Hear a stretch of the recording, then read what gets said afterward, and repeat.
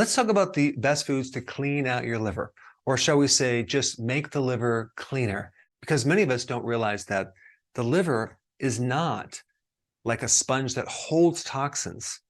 It's an organ that detoxifies, it removes toxins, unless you have a fatty liver.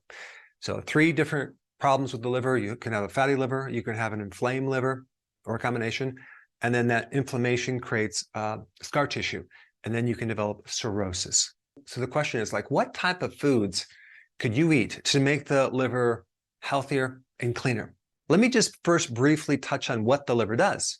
I'm not going to go through all 500 functions, but it does a lot. It actually turns ammonia into urea. So if there's a problem with the liver, you get this backup of ammonia, and you can even actually smell it on someone's breath. Sometimes when you go to like a nursing home, it smells like ammonia. That is what's happening. Liver damage, it's backing up. It can go into the brain and create a lot of toxicity. So that's one thing it does. It helps detoxify ammonia, which comes from certain protein metabolism breakdown. And then we get the next one, the buffering of hormones. There's certain things in the liver that help buffer hormones. So if they're too much or they're too little, the body will regulate the amount of active form of a certain hormone based on the needs, especially estrogen, cortisol, and even testosterone. So, for example, if you have cirrhosis of the liver, you can get a massive buildup of estrogen. And if you're male and you're older and you have cirrhosis of the liver, your skin becomes very, very smooth. You lose body hair. You might get man boobs, creating all sorts of estrogenic effects. Your cortisol can go up. You can be stressed because there's something in your liver that helps buffer cortisol. And because estrogen goes higher, you become lower with testosterone. So there goes your muscles, there goes your get up and go, there goes your libido. Okay, T4, that is the inactive form of the thyroid hormone. Did you realize that 80% of the activation of the thyroid hormone into this active T3 happens through your liver? So it goes from T4 to T3. So we need a healthy liver to make that conversion. If that doesn't happen, you start developing hypothyroidism. Growth hormone, which is the anti-aging hormone, it has everything to do with proteins, building proteins, helping you sleep at night, longevity. That hormone works through the liver as well. And there's kind of like an extension of growth hormone. It's called IGF-1, which does similar functions, if not identical functions to the growth hormone. So if there's a problem with the liver, growth hormone doesn't seem to work that well.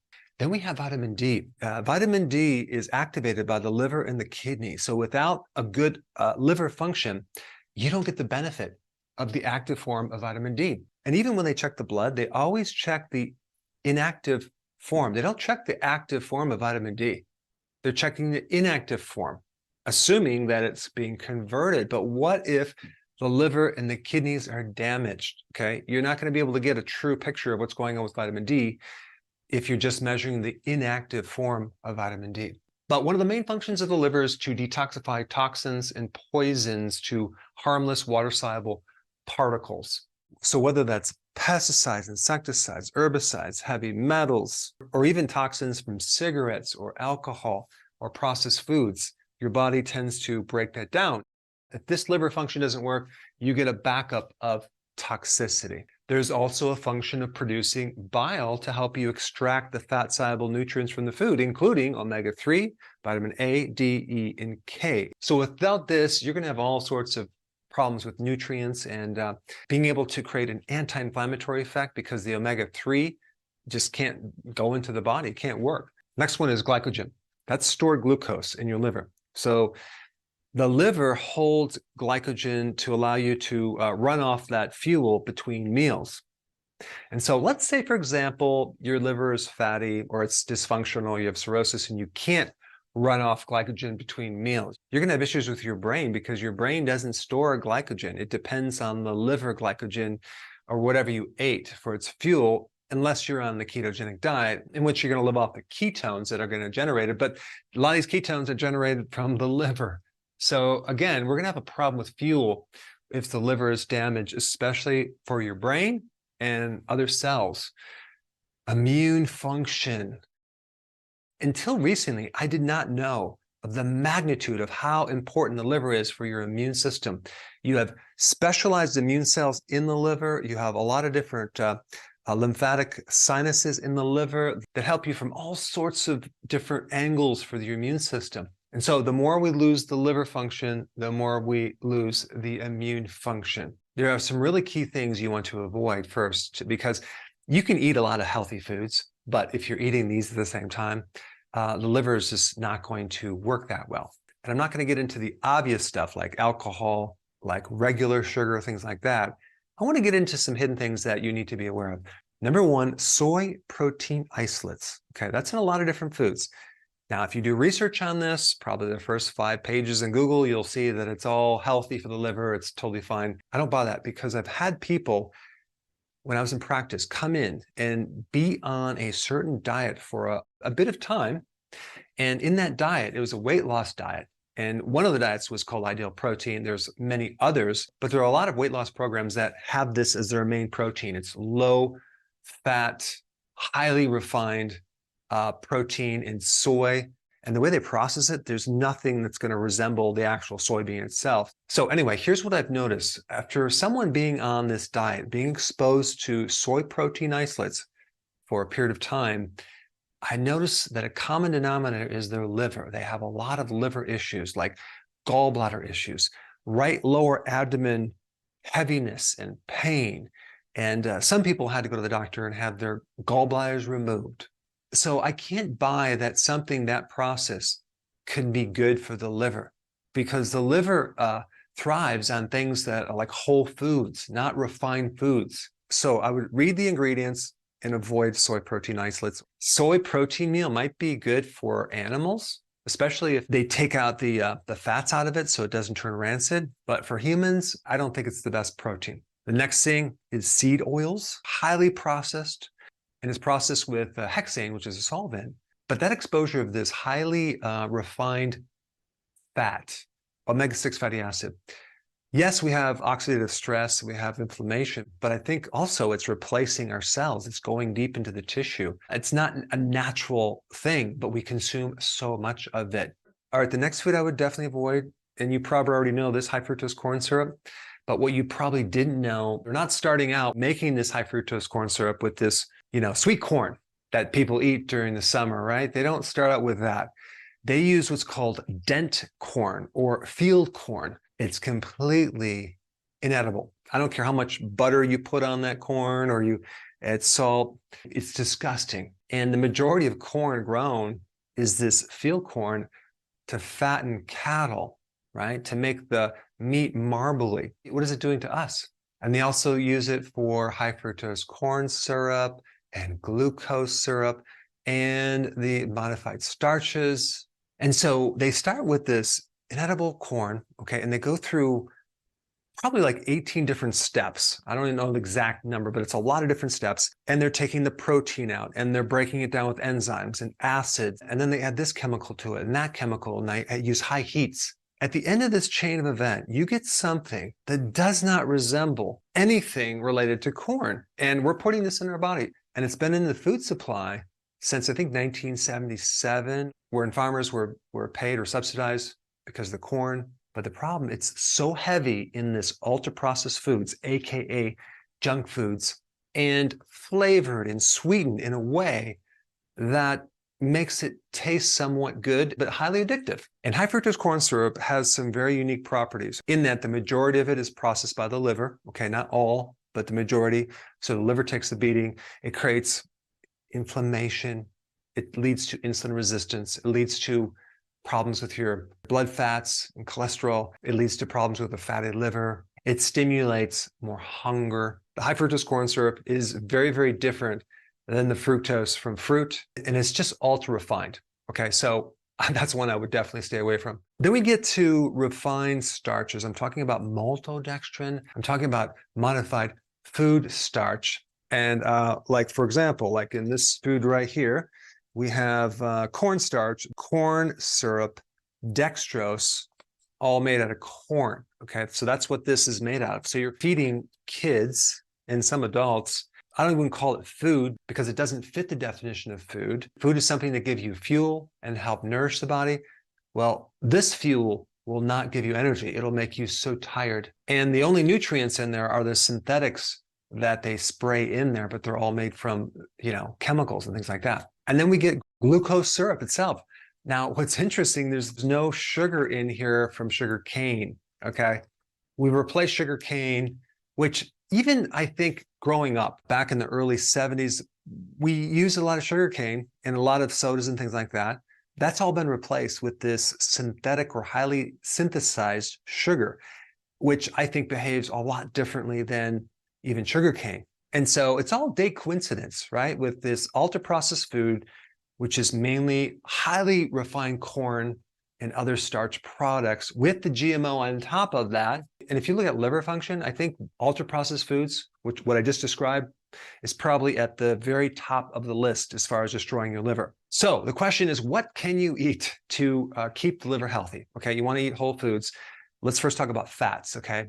Some of the best fats would be like olive oil, okay?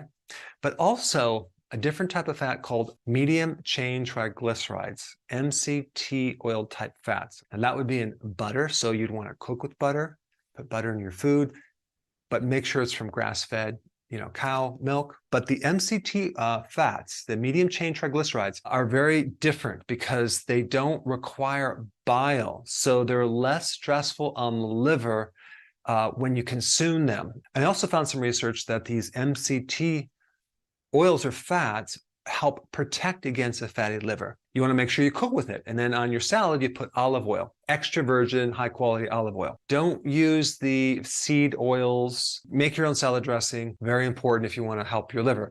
Number 2, fish, okay? Wild caught fish, preferably high in omega-3 fatty acids, because omega-3 fatty acids are anti-inflammatory. They're liver protective. They help balance the cholesterol issues. All right, number 3, organic pasture-raised eggs, not commercial eggs. But egg yolks have probably the highest amount of choline of any food that I know. I'm not sure about liver. Liver might have more choline, but egg yolks have a lot of choline. Choline is great for a fatty liver. If you're deficient in choline, you can end up with a fatty liver, but choline helps remove fat off your liver. Not to mention the high quality protein in eggs, as well as all the other nutrients. The next food on the list is a general category of dark leafy green vegetables or just leafy green vegetables. Why? Because of the vitamin C, because of the folate, which is very important in the liver, because of the magnesium, the potassium, and the phytonutrients. There are so many great properties, antioxidant, anti-inflammatory properties that are really good for the liver. Now, the only time I wouldn't recommend them if you had some type of inflammatory gut issue, which you can't deal with the fiber. But for everyone else, I would recommend that. Number 5 is a type of vegetable. It's a category of vegetables. It's cruciferous. Out of all the cruciferous, radish is probably the best thing for the liver. Unfortunately, I just can't eat radishes. I don't like them.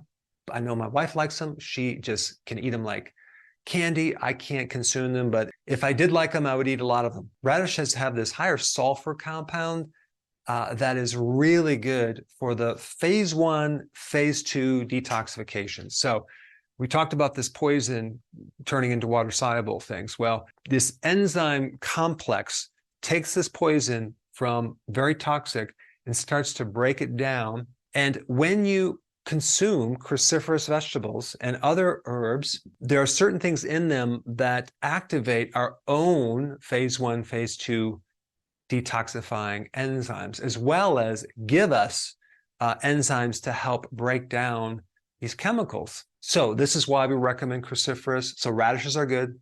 Second favorite is arugula. It's a little bit bitter.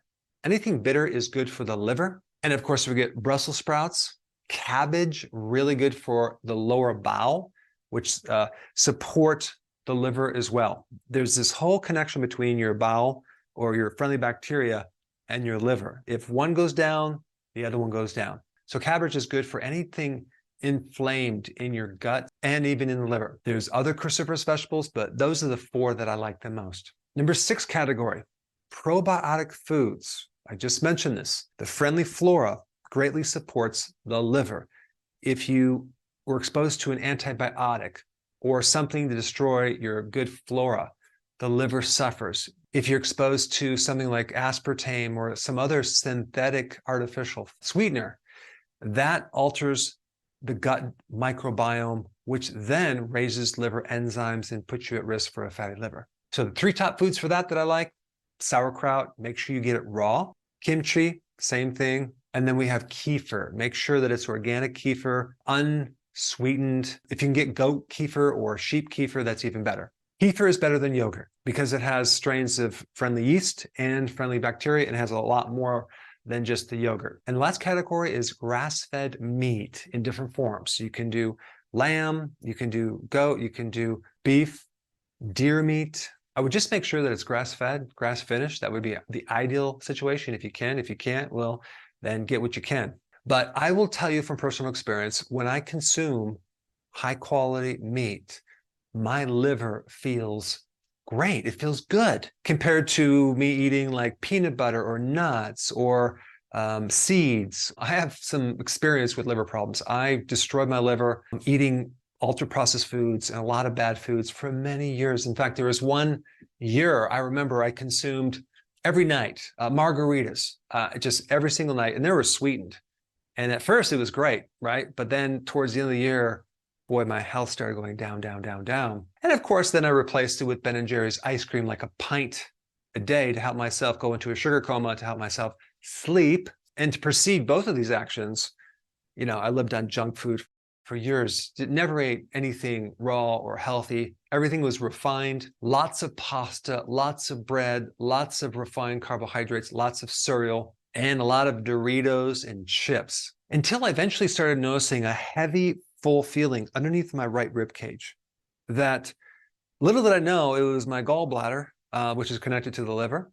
And then it started referring pain to my right shoulder, which I've had this pain for years, like at least 12 to 15 years. I didn't know what it was at the time. And of course, I had a lot of bloating and indigestion, and I didn't connect the dots. And it wasn't until I started getting rid of these grains and getting rid of the cereal and replacing it with meat that I started noticing relief. And so I started noticing, wow, that sensation's going away. So it actually helped my blood sugar. It helped my brain fog, but it took the inflammation away from my liver. Sometimes you hear that meat is bad for you, but they're not differentiating grass-fed, grass-finished beef and processed meat. They put them all in one big category with junk food. Now let's compare that with the fake meat products, right? You have soy protein isolates, you have modified food starch, you have potato starch in there, maybe pea protein, maybe rice syrup, solids, things like that. I mean, think about when you eat that, what you're going to feel like. I was at Whole Foods a long time ago, and I was at the deli, and I was really hungry. So I said, wow, those chicken wings look pretty darn good, right? So I bought some of the chicken wings. They looked all the same size and shape, but I didn't question it. I just said, oh, okay, so there must be just some chicken meat, you know, that's maybe formed into one.